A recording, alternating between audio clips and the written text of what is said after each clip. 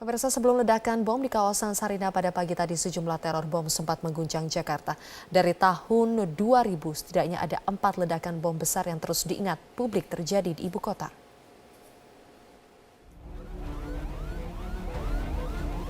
24 Desember tahun 2000, beberapa bom serentak meledak di sejumlah gereja di Jakarta saat berlangsung misa perayaan Natal. Setidaknya terdapat 6 gereja yang menjadi sasaran bom, seperti Gereja Katedral di Lapangan Banteng dan Gereja Canisius di Menteng.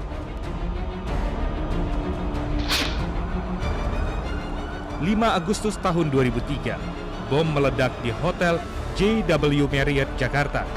Ledakan berasal dari bom bunuh diri dengan menggunakan mobil yang dikendarai Asamar Latinsani. Sedikitnya 12 orang tewas dan 156 orang terluka.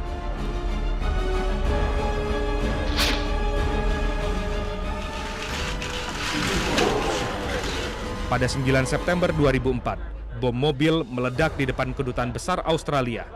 Sedikitnya 9 orang, termasuk Satpam Kedubes dan pemohon visa, dilaporkan menjadi korban dalam peristiwa yang dikenal dengan sebutan bom Kuningan ini.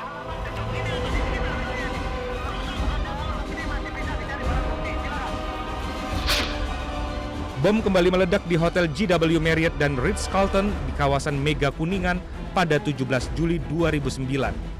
9 korban tewas dan lebih dari 50 orang terluka. Ledakan ini terjadi hanya 9 hari setelah pemilu Presiden dan Wakil Presiden Republik Indonesia.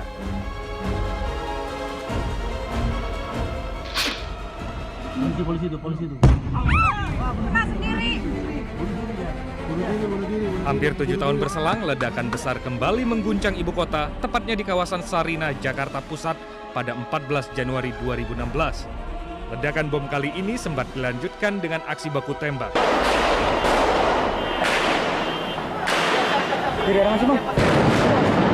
Tim Liputan, Metro TV.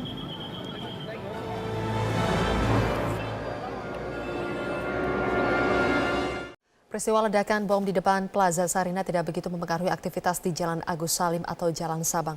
Banyak pedagang malam ini yang terpantau masih berjualan. Untuk mengetahui informasi selengkapnya sudah ada Livia Ramadanti di Jalan Agus Salim, Sabang, Jakarta Pusat. Livia, menurut pantauan Anda, apakah aktivitas perdagangan di Jalan Sabang terpantau normal hingga malam ini?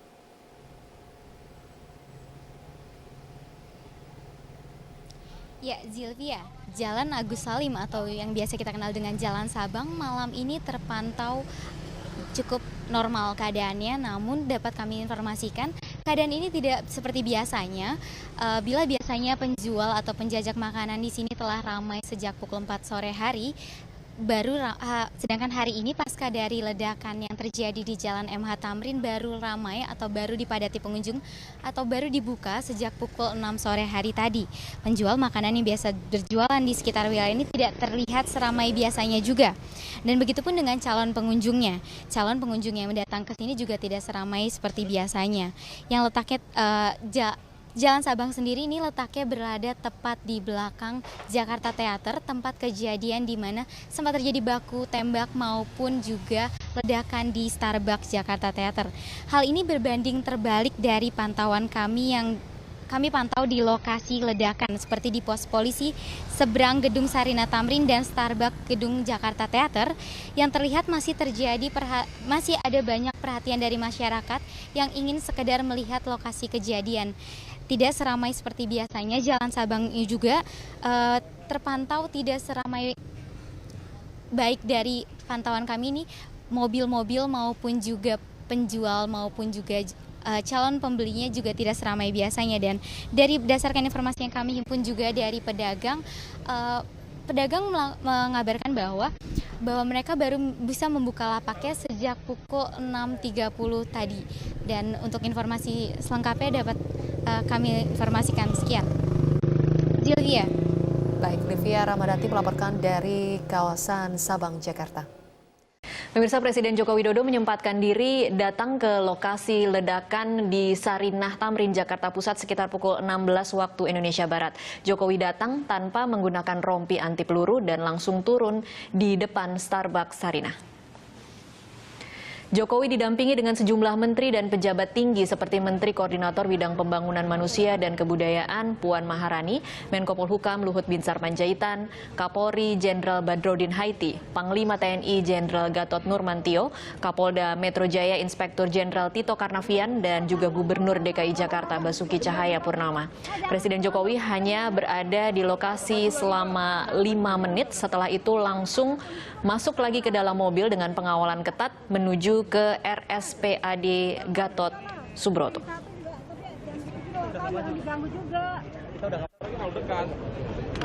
Tolong mengerti ini prosedur. Prosedur juga, tapi Bapak juga masih kerja itu di rumah.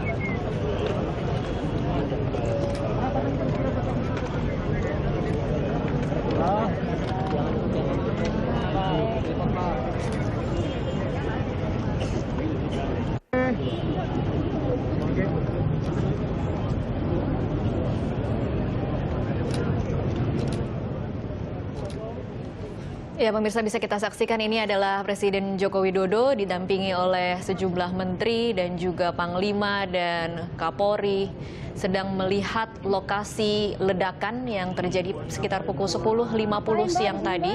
Presiden hanya mengamati dari kejauhan ke arah Starbucks Coffee Jakarta.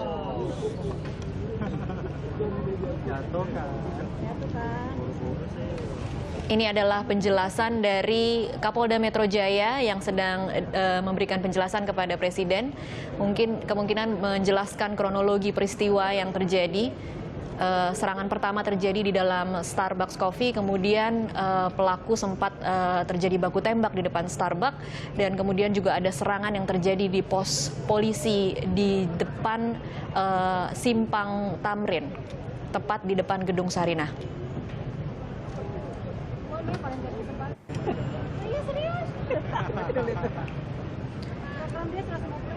Total ada 7 orang yang tewas dalam peristiwa hari ini. 5 orang adalah pelaku ledakan, sementara 2 orang berasal dari warga sipil, yang satu adalah warga negara Kanada, sementara satu lagi adalah warga negara Indonesia yang hingga saat ini masih harus dicari identitasnya oleh pihak kepolisian.